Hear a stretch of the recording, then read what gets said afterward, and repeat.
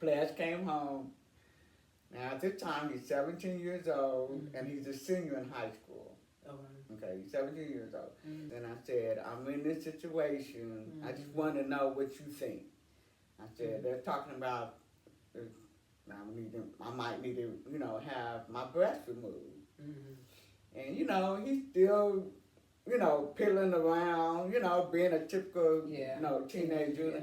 And I said, so what's your thought? He's like, Mom, it's just boobs. And I said, I know that, players. I said, but I just really need to know, your thoughts on it. Like, what do you think? And he sat on the bed, and he was like, Mom, I'm going to put it this way. He put out his left hand and said, Mom, imagine this is your breast. And he put out his right hand, and he said, Mom, this is life.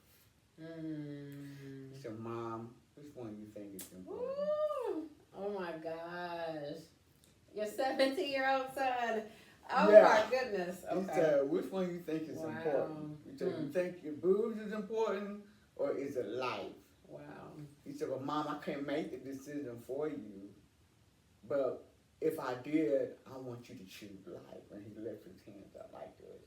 Ooh, Aunt Shelly. Oh,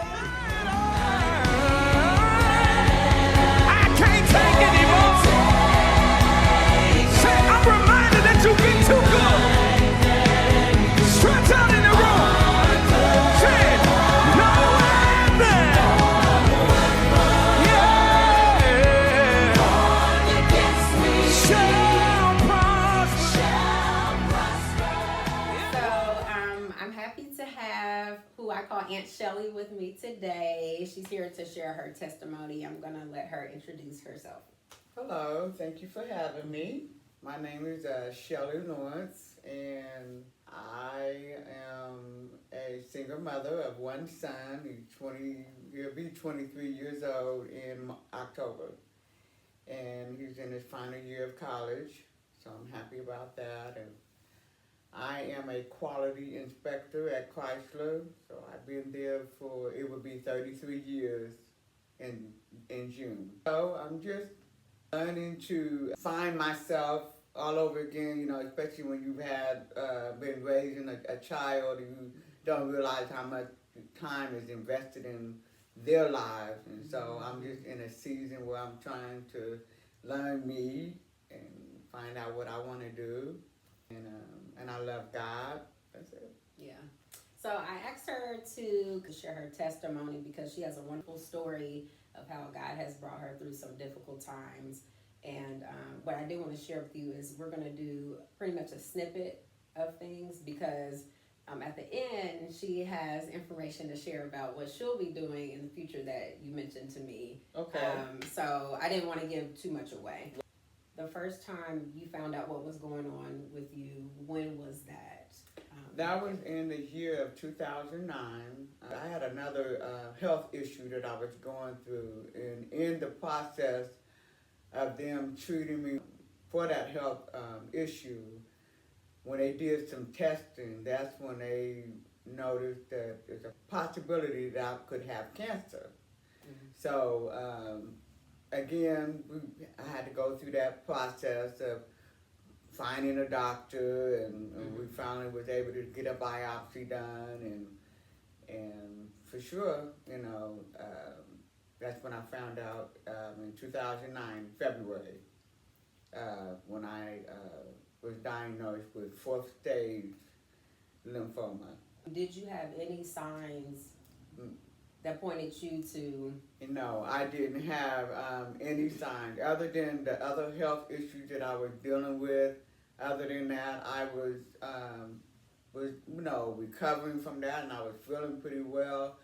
But I will say that one sign that was happening, but I didn't really take notice to it, was I dropped a lot of weight. I lost a lot of weight, like a lot. I went from, like a size 12 to a size 6, like in a matter of months.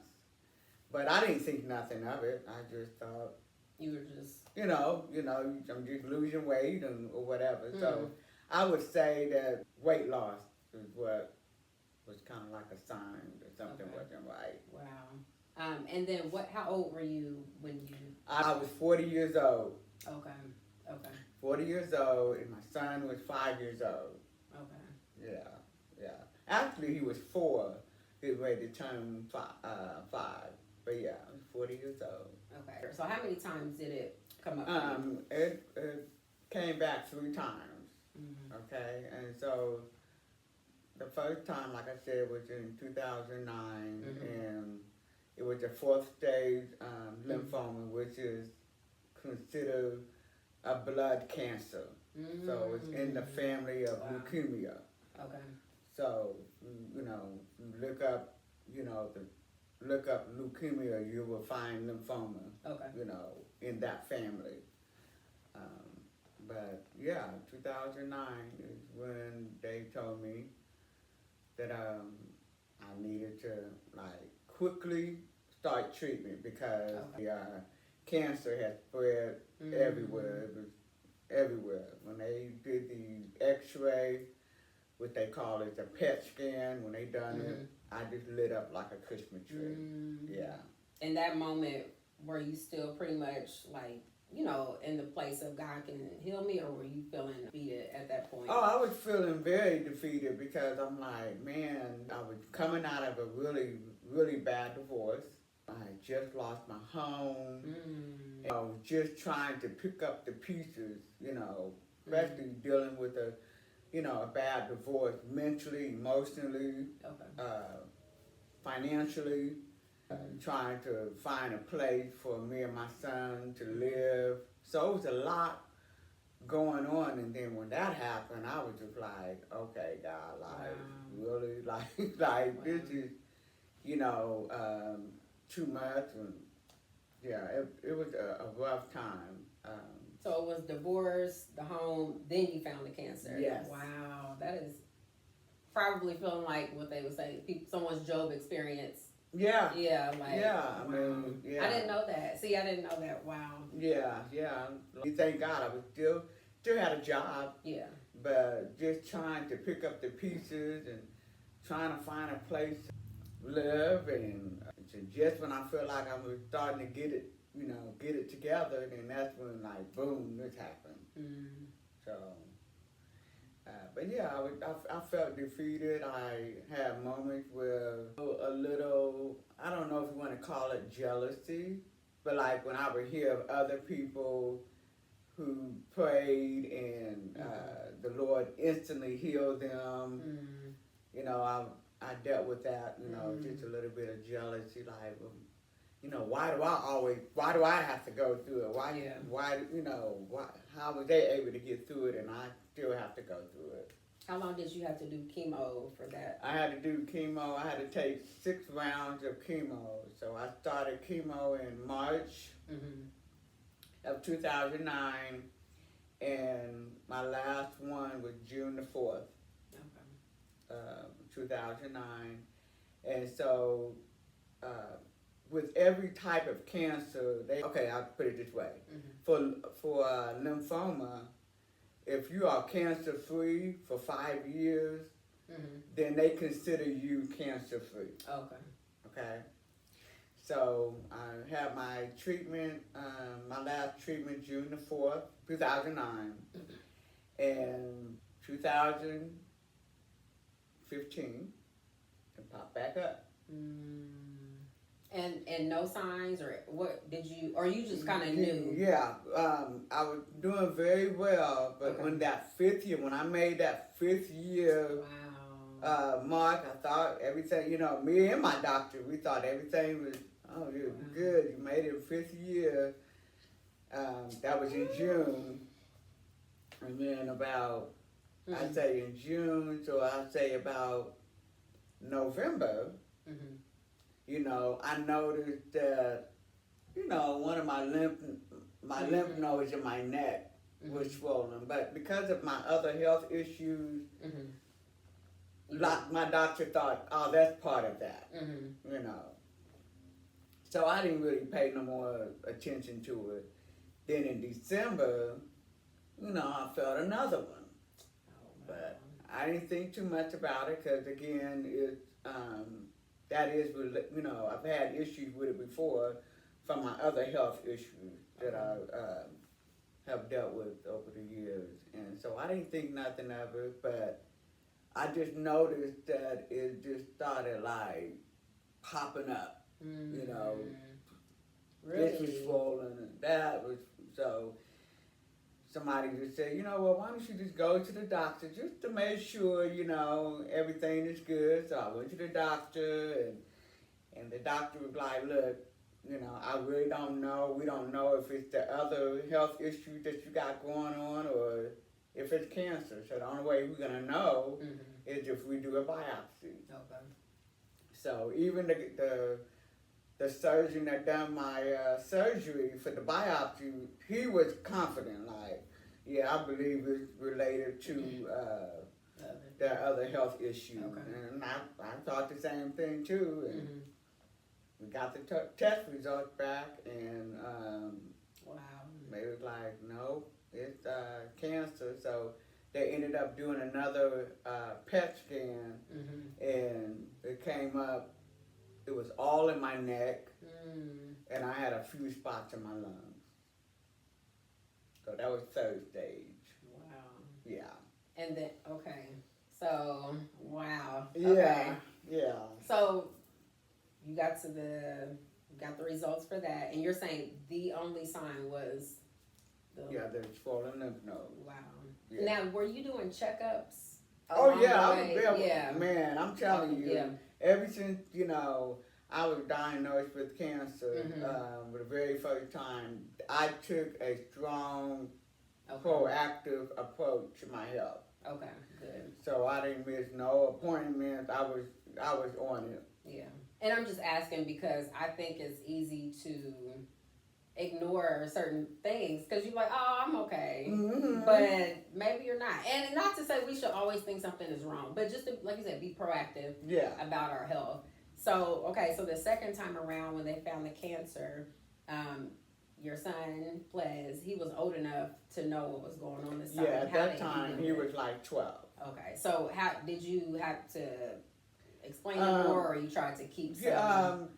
Yeah, he was still young, like he knew that something wasn't right, and but I tried to make sure that he wasn't fearful. Okay. Oh, good. Okay. Okay, of what was going on in my body, what I was dealing with, and at that time he was really involved in sports and school, so that kind of kept him occupied. Okay. He knew his mom was dealing with something, but as far as his sports and everything else, that kind of like took his attention. Yeah. He wasn't too focused on it. Okay. And so, how long did chemo last for? Well, that one, I was scheduled again to have. Let me back up now. Because it's a reoccurrence of the lymphoma, they could not give me the same kind of treatment. So the only thing that they can offer to me was to either have what they call a stem cell transplant, or I forgot what they call it.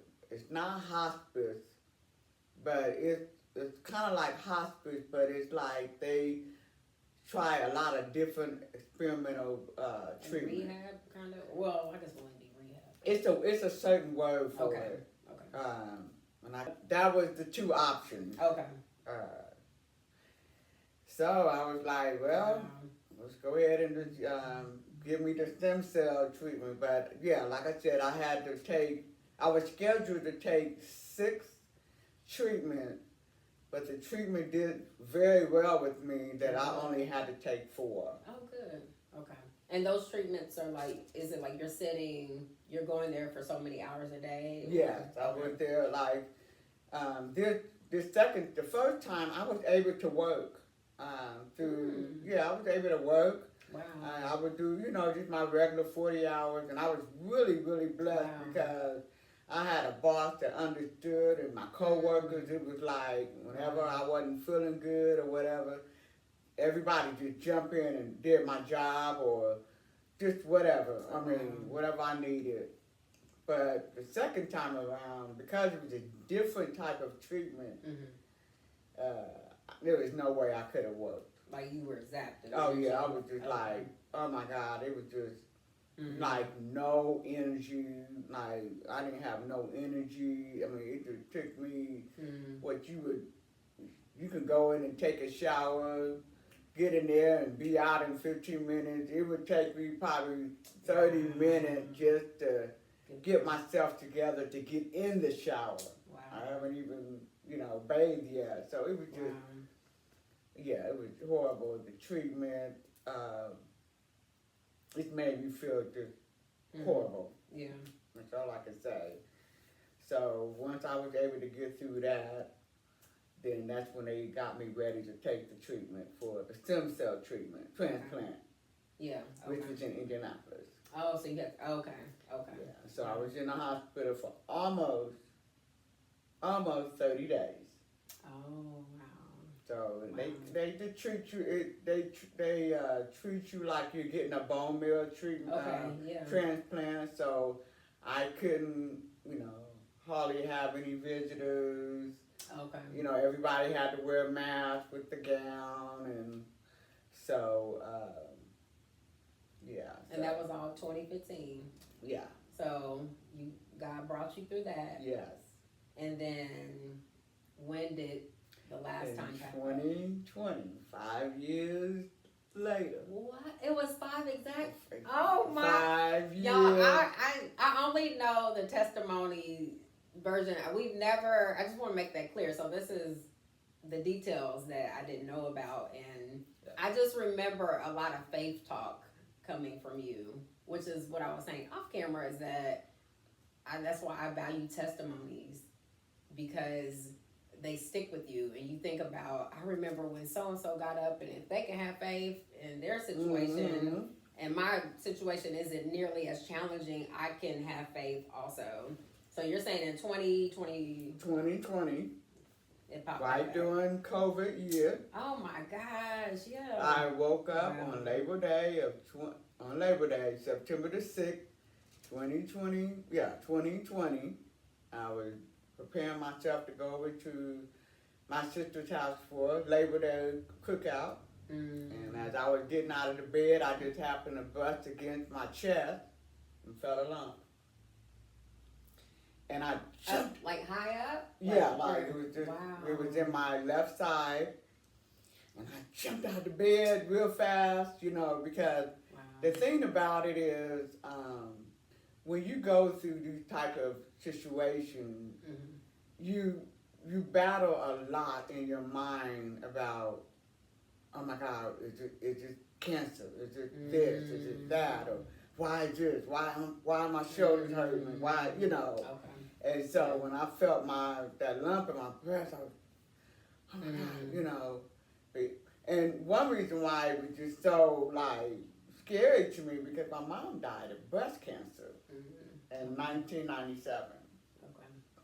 So I remember going over. I still went over to my sister's house, and I had her to, examine me, and she was like, "Well, Cheryl, you know how everybody try to make light of it. Oh, it's probably, an inflamed milk dust, or Nobody wants to think the worst. No, they don't want to think the worst. Just go ahead and go to the, back to your oncologist and have her to check it, and so I'm like, okay, and I went and got myself checked out, and sure enough, when I had the mammogram, and the doctor came back in and was like, sorry to tell you, but, we found breast cancer in your left breast. And I was like, wow, girl, you talking about being thrown up under the bus. I just could not understand. And I think one thing about my story is that, like I said, you battle with, it was every 5 years, that like, what's going on? I felt like, am I cursed or, Mm. Why is did it I do happening? something Yeah. wrong? Or God, do I have sin in my life that, why is this happening? So I kind of had to go through Mm. those emotions and go through those meltdowns with God, What stage were you at that point? Now in breast cancer, it was stage 3. Okay. So when they went ahead and did like a PET scan and an MRI, the whole work, Mm-hmm. and come to find out that I have breast cancer in the right side too. Wow. So, and then not only that, my doctor was like, I'm sorry to break it to you like this, but, with what you got going on, it's probably best if you have a double mastectomy. Mm. And that just broke my heart Mm. because I would never, Wow. I would never imagine Yeah. having my breast removed. Like, that Yeah. was like, but I was still like, have faith. Yeah. Yeah. You know what I'm saying? I have faith that God was going to get me through it, and they're going to be able to go in there and just remove the tumor, and then I'm going to be okay, and blah blah blah. And so I went through all the treatments and How many? everything. How many was that? The treatments for that time? I had to do 6 treatments. Okay. Yeah. Is that standard for? Yeah, it's a standard. Yeah. Okay. Yeah, pretty much.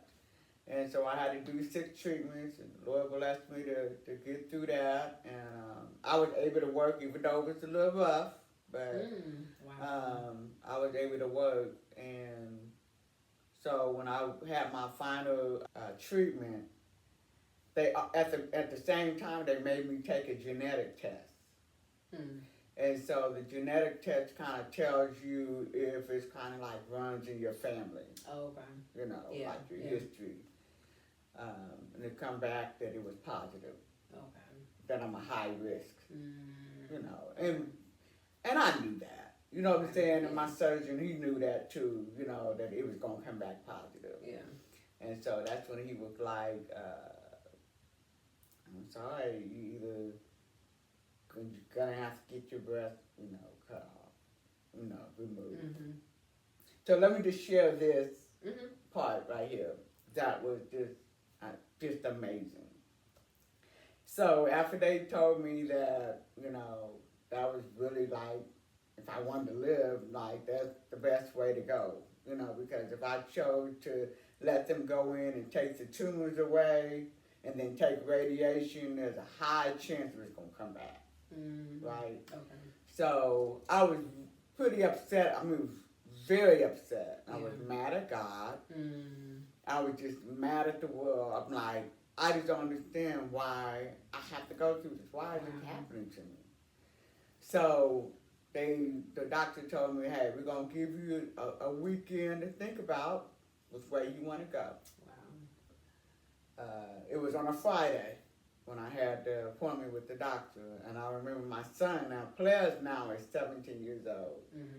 Now the third time he really, he like broke down, falling on the floor, like just had a broke down, because he was like, Mom, I just don't understand why you're having to keep going through this.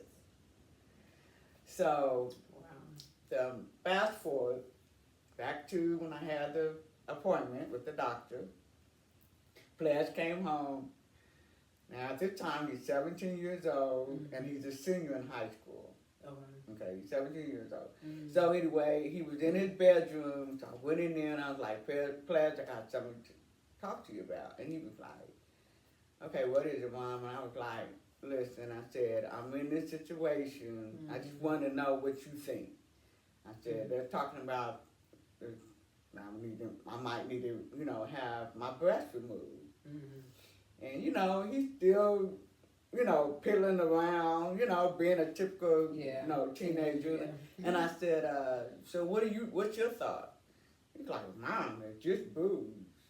And I said, I know that, Players. I said, but I just really need to know, your thoughts on it. Like, what do you think?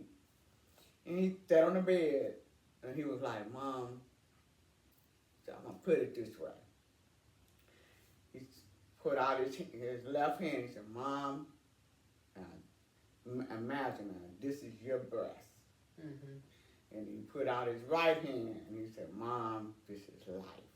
Mm. He said, Mom, which one you think is important? Ooh. Oh my gosh. Your 17-year-old son. Oh Yeah. my goodness. He Okay. said, which one you think is Wow. important? He said, you think your boobs is important, or is it life? Wow. He said, well, Mom, I can't make the decision for you, but if I did, I want you to choose life. And he lifted his hands up like Ooh, Aunt Shelly. this. Oh, wow. He said, Mom, I want you to choose life. I want you to be here. I want you to be here with me. And I'm telling you, Nicole. Ooh, I would have broke down. Oh, wow. Girl, when he said that, I know it was God. Ooh. Like, nobody could not tell me it was Wow. not God. And it was just like, God I had been crying the whole weekend, just been crying, just depressed. And it just seemed like the Lord just came in and just turned the faucet off, cleared up my eyes. Yeah. And when I went to go see I had to let them know that following Monday. Mm-hmm. And I said, go ahead and book me for the surgery. Wow. And even the nurse was like, that Shelly girl, like, I knew God was going to talk to her. I knew God was going to talk to her because that girl's face is just like, man. Wow. Yeah. So I had my double mastectomy, done on my mother's birthday. Wow. So I felt like that was Wow. God confirmation, like, I'm going to let you have your surgery on your mom's birthday, just to kind of let you know when your mom is there with you. Like your mom's spirit is there with you. Wow. And it was, it wasn't bad. Like, I was thinking, oh my God, there's going to be so much pain, and it's going to be this, and it's going to be that. And it wasn't anything like that. Mm-mm. Wow. No. So here No. we are in 2026, Yeah. and the 5 years have passed, and God has Yes. still, and He will still keep on. Yes. Yes, 5 years have passed. God is good. Again, and I still have to remind myself that my life is in God's hands. Yes. So if it was to come back, I'm not believing that, but if it was to come back, God can do it again. He can do it again. He can do it again. But at the end of the day, my life is in His hands. Yes. So I'm here because He wants me to be here. Yes. I'm here because there's things I need to do. Yeah. So. And she's sharing that as somebody who I just remember her speaking faith over the years, and it being a big encouragement to many people. And so I wanted a snippet of your story because we had talked about how at one point you do plan to put out your story. Yes. Yeah. So you're going to share a little more. I've been working on it. Yeah. Sometimes I'll be procrastinating, so y'all pray for me. Before I was diagnosed with breast cancer, the Lord had spoke to me and told me, I want you to write a book. And I'm like, Lord, what do you want me to write about? Like, and the Lord didn't say anything until I was diagnosed with breast cancer. And that's when the Lord said, that's what I want you to write about, all of that. Wow. And so that's what I've been writing on, and the Lord blessed me with a title called Divine Interception. Wow. And because I'm a football mom, Wow. I know some things about football. But anyway, the Lord gave me like a vision about how that when it looked like the enemy got the ball, just when he think he got, when he got the ball and he's running for that end zone or he's gonna throw it, to his partner, God always intercepts. Wow. He had intercepted in 2009. Wow. He caught the ball in 2015, and then he caught it again in 2020. Yeah. And I've made touchdowns. Wow. All 3 times. Okay, you got to stop. Yeah, so that's God why. is so good. Wow. So that's why it's called divine interception. You think about football. Yeah, he always intercept. Just when the enemy think he got it, God came through. Yeah. Come through, and like I said, I'm not going anywhere until God tells me, until God calls me home. Yep. So. Yes, and so when she is ready to publish her book and all of that, me along with all of our church family, because you already know, and your family, she has a very supportive family. Yes. We will be rooting you on, and I just want to say thank you for sharing.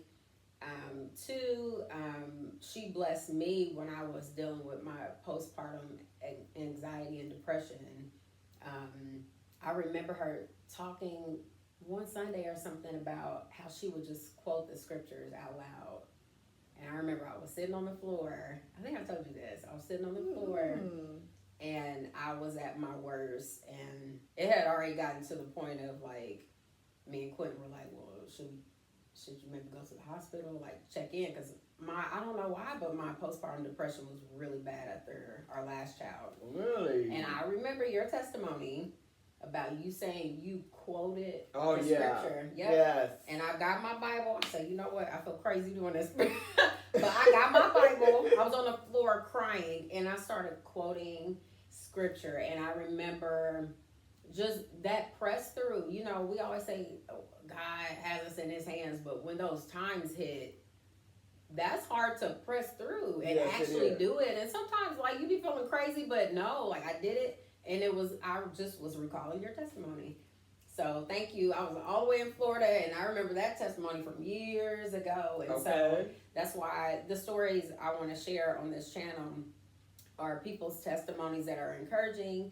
And we know the scripture talks about they overcame him by the blood of the Lamb and the words of their testimony. And if we could just all get to a point, if God leads us to share, then we share and be a blessing to so many others. So the only thing I wanted you to last say is that the channel is really based off of us showing how real God is. So I just wanted to end with you saying Jesus Christ is real to me, or God is real to me, or however you want to put it. That's pretty much the tag for this channel. It's like God is real. And you see, he delivered her 3 times from cancer. Yes. And talking faith. Yes. While she was going through it. Yes. So many of us can be a testament to that. Like, she was on her faith journey. So yeah, that's within my testimony that I want to leave with you guys. There's one thing that when I was going through the second time, and God gave me a word, and this is a word that you can take for yourself in whatever situation that you're in. But the Lord told me that I have 2 options. And those options are either I'm going to believe him or I'm not. Wow. The Lord told me that there is no middle ground in him. Either you're going to believe him or you're not going to believe him. Yeah. And so I chose to believe him. And I believe that's why I'm still here, because I chose to believe him in spite of all the news I have gotten. I should be dead. Wow. But because I chose to believe God, and every episode the Lord would bring that back. What did I tell you? Wow. When I had the breast cancer, and I remember trying to, I'm reaching from people to give me some kind of word or whatever. And the Lord says, Shelly, what did I tell you? Wow. And so I had to grab back on to God's word, what he said to me. Either I'm going to believe him or I'm not. Ooh.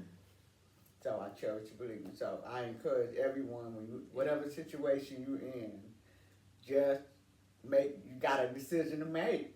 Mm-hmm. Regardless of what it looked like, God wants you to choose life. Yes. He does. Wow.